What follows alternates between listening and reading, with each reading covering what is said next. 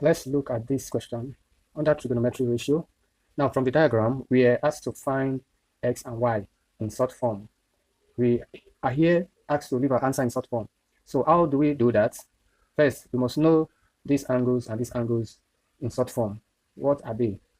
Now, in the last video, we've seen how we can get 45 using an isosceles right angle triangle, and also how we can get angles of 30 and 60 using an equilateral triangle. In this case, let's see how we solve this now, leaving our answer in short form. Now, if you look at this triangle now, we are having two right angles triangle here. This one is a right angle triangle. We have a right angle here. Why this one too is another right angle triangle. So we solve using a right angle triangle in this case. Now, in the first right angle triangle, we are having this side is facing the angle which is the opposite, while this side of the triangle is facing the right angle. That's our hypotenuse. Now, any side that is opposite the right angle is your hypotenuse. So this is the right angle here, and this is the side that is facing the right angle here. So that shows that this is our hypotenuse to this triangle. Any right angle triangle at all, the side that is facing the right angle is your hypotenuse, while the side that is facing the angle is your opposite, while the side that is like below the angle, underneath it, is our adjacent.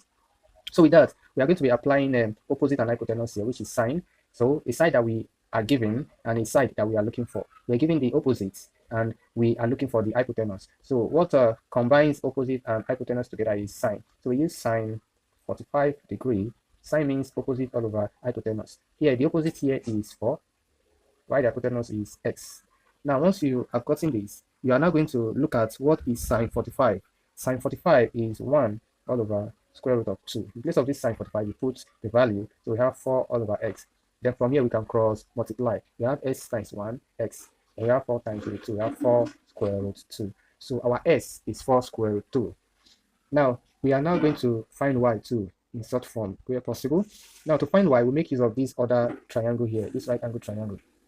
Now, in this right angle triangle, we are not giving the opposite, but because this side is facing this right angle, this is our hypotenuse, while this side is below or underneath this particular angle, and that's our adjacent. So we are making use of adjacent and hypotenuse. And what combines adjacent and hypotenuse together is cos. So here, to find y, we'll be making use of cos. So to find y, we use cos of the angle. The angle here is 60 degree equals cos means adjacent over hypotenuse. Our adjacent in this diagram is y. Our hypotenuse is x. And we have gotten our s to be d. So we put y all over x is 4 square root 2. So equals to cos 60 degree.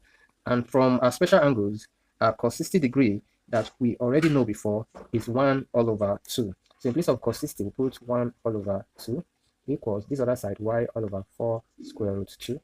Then we'll cross multiply. If you cross multiply, y times 2 will give us 2. Will give us 2y equals, then this times 1 will give us 4 square root 2. Now from here, we can now divide both sides by 2 to get our final answer. If we divide both sides by 2, we have y equals to 4 square root 2 divided by 2. 2 here 1, 2 here 2. So that our y will now give us as 2 square root 2 final answer.